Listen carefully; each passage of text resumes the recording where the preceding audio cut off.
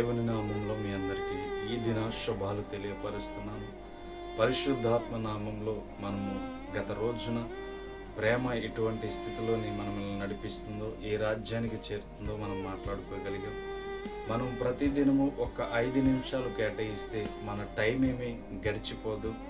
మన టైంలో మనం చేసే పనుల్లో ఏదో మన మీదకి వచ్చేసి ఇబ్బంది పడిపోదు. 5 నిమిషాలు ఈ వాక్యం చూడడం వల్ల మన జీవితాల్లో బలం పొందుకుంటాం, మన జీవితాల్లో ధైర్యం తెచ్చుకుంటాం, దేవుని యొక్క చిత్తం ఏంటో కనుగొనగలుగుతాం. అందుకని మన యొక్క జీవితాల్లో ఒక 5 నిమిషాలు మనం కేటాయించుకుంటే చాలు. పరిశుద్ధాత్మ నామం పేరిట మనము మన యొక్క కుటుంబంలో ఆలోచన చేయవలసిన విధానం ఏంటంటే, ఈరోజు బొత్తిగా తల్లిదండ్రులు క్రమము లేని విధానంలో బ్రతుకుతున్నారు.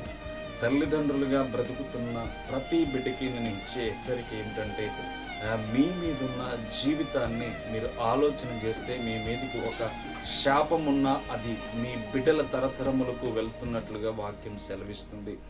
చూడండి, ఇక్కడ చూసినట్లయితే సంఖ్యాకాండం 14వ అధ్యాయం 18వ వచనం చూస్తే, దోషమును అతిక్రమమును పరిహరించువాడును అపరాధిని నిరపరాధిని ఎంచక 3-4 తరముల వరకు తండ్రుల దోషమును కుమారుల మీదకి తెచ్చేవాడని ఉన్నాడని నువ్వు చెప్పిన మాట చొప్పున నా ప్రభు యొక్క బలము గణపరచబడునుగా.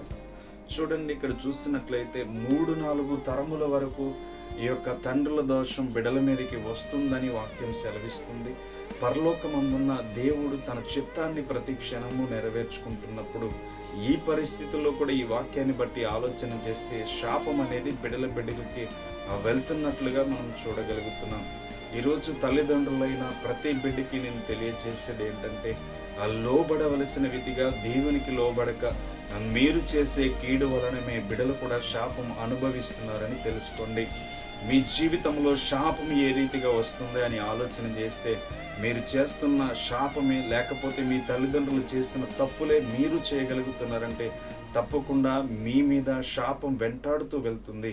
ఆ శాపాలు విర్రగొట్టుకోవడానికి మీరు చేయవలసినది ఏంటంటే, దేవుని పట్ల భయభక్తులు కలిగి నా బిడ్డలకి నా మీద ఉన్న శాపం ఏమాత్రము వెళ్ళకూడదంటే నీవు దేవుని పట్ల చేయవలసిన కార్యం ఒకటి ఉంది. చూసినట్లయితే ఇక్కడ ద్వితీయోపదేశకాండం 5:10 వచనం చూసినట్లయితే, నన్ను ప్రేమించి నా ఆజ్ఞలు గైకొను వారిని విషయంలో 1000 తరముల వరకు కరుణించి వాడినై ఉన్నాను. చూడండి, ఇక్కడ వాక్యం ఎంత స్పష్టంగా సెలవిస్తుందో. ఇక్కడ దేవుని మాటలను మనము గ్రహించగలిగితే, శాపాన్ని పెట్టింది 3-4 తరముల వరకు అయితే, దీవెన ఇచ్చేది ఆయన ఆజ్ఞలను గైకొని ఆయన మాటకు లోబడి ఉంటే 1000 తరముల వరకు ఆయన ఆశీర్వాదంగా తన యొక్క మేలులను మనకి తెలియపరుస్తున్నాడు. ఈరోజు మీరు ఆలోచన చేయండి, ఒక చిన్న పొరపాట్లు లేకపోతే మన జీవితంలో నాశనకరమైన గుంటలు, మనం జీవితంలో బాగు చేసే పద్ధతులు లేనప్పుడు మనము దేని వైపు ప్రయాసపడుతున్నామో ఆలోచన చేయండి. నీవిచ్చే నీ జీవితంలో ఒకే ఒక్క ఆశీర్వాదం నీ బిడ్డలకి ఏంటంటే, శాపం లేకుండా నీ పరిపూర్ణమైన జీవితాన్ని దేవునికి అర్పించడమే. నీవు దేవునికి ఆయన మాటకు లోబడి ఉంటే నీ బిడ్డలు 1000 తరముల వరకు ఆశీర్వాదకరంగా ఉంటారు. ఈరోజు నీవు గమనించవలసినది ఏంటంటే, నీ నుండి వెళ్తున్న శాపం వలన 3-4 తరములు నీ వలన నాశనం అయిపోతున్నాయి. తల్లిదండ్రులారా, జాగ్రత్త కలిగి జీవించండి.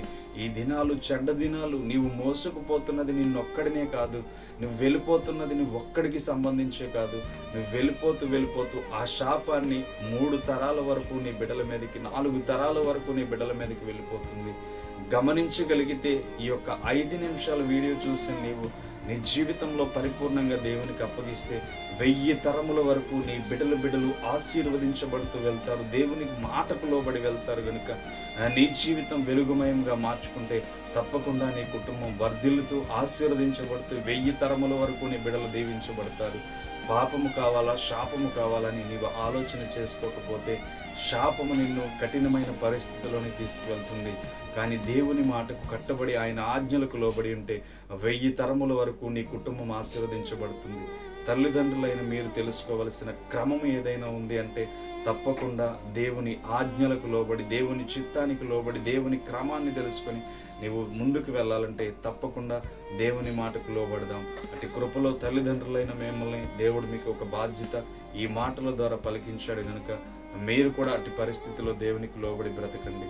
మీ మీద ఉన్న శాపం బిడ్డల మీదకి వెళ్లకుండా మీ మీద ఉన్న దీవెన 1000 తరముల వరకు మీ బిడ్డలకు వెళ్తుంది. అటు కృపలో దేవుడు మిమ్మల్ని దీవించుగాక. ఆమె ప్రార్థన చేద్దాం.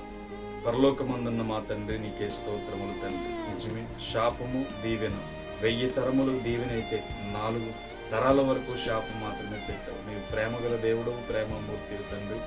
ఎంతమంది తల్లిదండ్రులు అయితే దీన్ని చూడగలుగుతున్నారు, నీవే కృప చూపించి, దయ చూపించి, మేలుతో ముందుకు నడిపించి, నీ యొక్క ఆశీర్వాదం బిడ్డలకు మేలు చేయమని, పరిపూర్ణమైన శక్తి చేత బిడ్డలందరూ జ్ఞానం కలిగి వారి హృదయాలను మార్చుకుని బిడ్డల పక్షమును తండ్రి యుద్ధం చేసేవారిగా నిలబెట్టుకుని, పరిశుద్ధాత్మ నీడలో నీవే కరుణించి కాపాడి నడిపించి బలపరి స్థిరపరి సిద్ధపాటు కలిగిన మార్గములకు నీవే ద్వారములు తెరిచి, నీవే కృప చూపించి మేలు చేయమని పరిశుద్ధాత్మ నామం పేరట అడిగి వేడుకొని మహిమ పొందమని యేసు నామమున అడుగుచున్నాను తండ్రి. ఆమేన్. God bless you.